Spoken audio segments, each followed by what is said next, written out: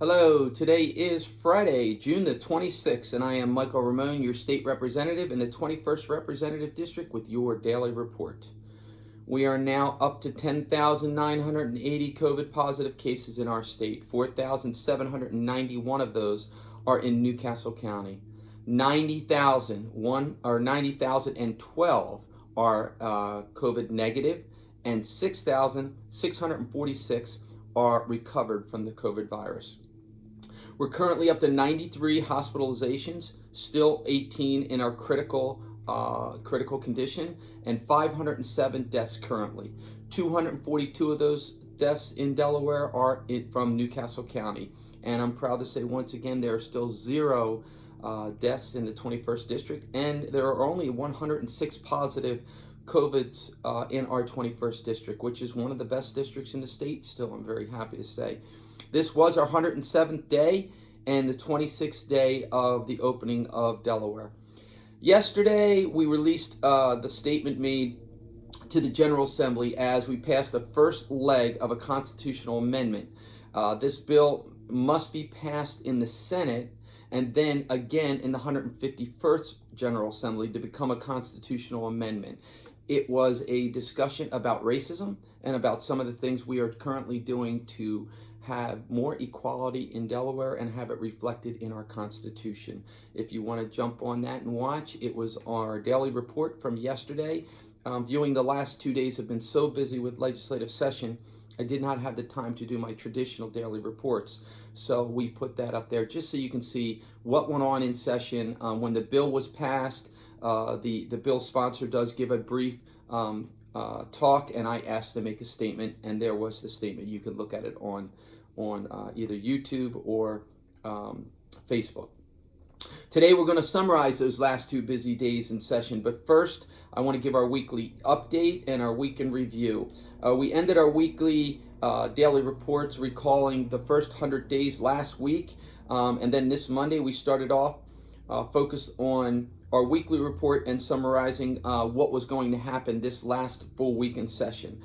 We were pretty accurate, but some things were changed. On Tuesday, we summarized the Secretary of Division of Health and Social Services update, and then on yesterday, we sent out my statement to the General Assembly when we completed our vote on the House bill. So those are all on our daily Zooms from this week.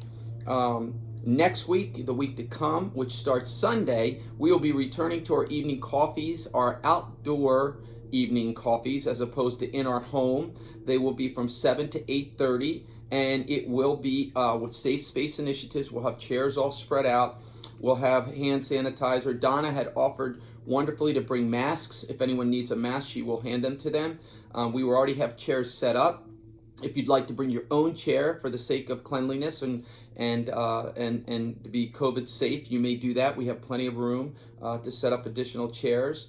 We will do this on Zoom or YouTube also, but if it does rain, we are not going to move it indoors. So if it rains, we will put out a notice that day, and we will do the traditional Sunday Zoom from inside the houses, and everybody can zoom in. If it's a nice day like it's predicted to be at this point, we will do it outside. It should be fun. We will have some drinks and some snacks for everyone to grab as they're coming and going. Monday's our last full session day. We'll pass the grant and aid bill and the bond bill on Monday. Tuesday we will come in. The way you have to handle the last day of June is you come into session in the evening. You stay past midnight. You hit the gavel to close the day before. You open up the new day in the first day of July, and then the speaker calls a roll. We do the pledge and the prayer, and basically we say goodbye. That way, if there is a need for a special session from then until the end, this is an election year, so we have elections in November.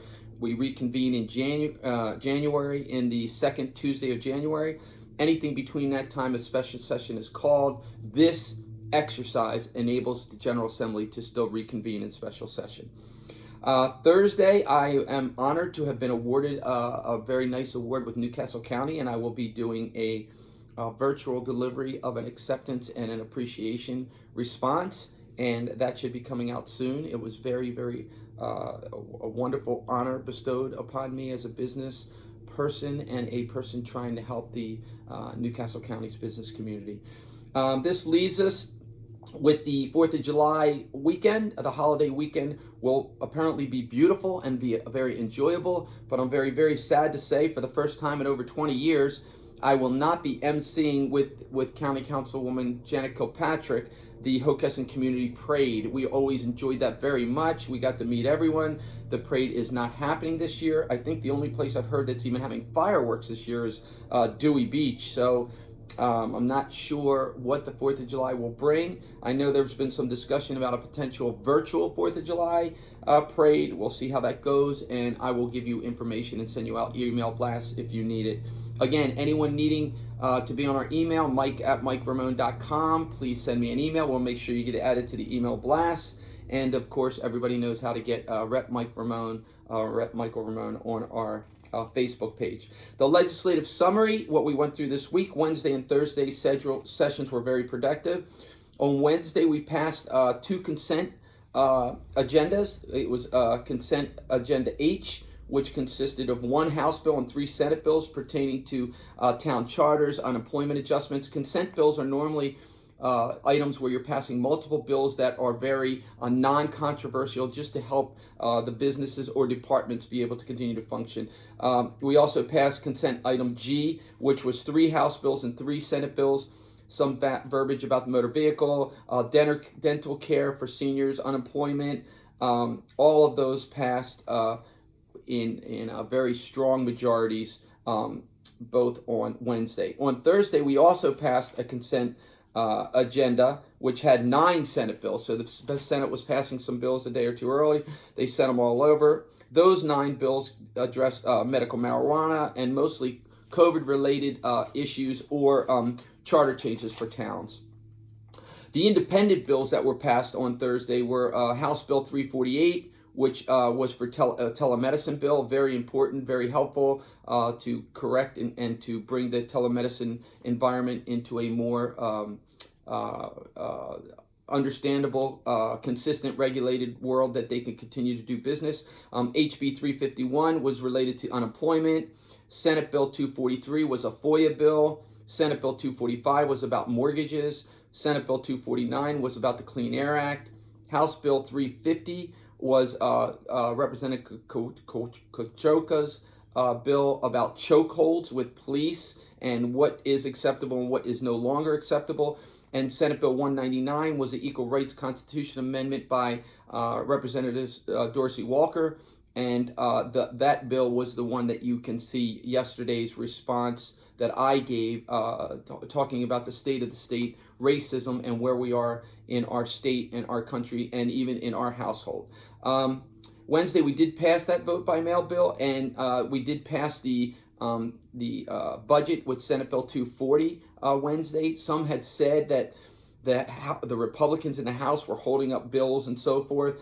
We will be back on Monday, amongst other things, to vote on the bond bill and the grant and aid bill. I know most of you know I am on bond. I absolutely plan on supporting bond, and I will pass grant and aid. I wish we could have done more, but we did the best we could with the budget we have this year. For whoever was saying that the Republicans were holding it up or something in the House, that was a misstatement once again, despite the news journal and the media.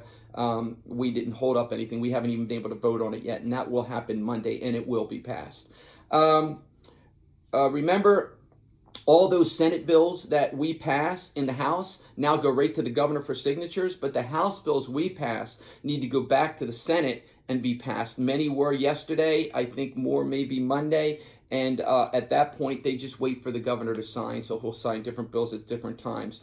So that's about it for today's daily report. I hope to see you Sunday at 7 at our home or on Zoom or YouTube. I appreciate everything you do to help me be the best representative I could be. And until then, please stay safe and stay healthy.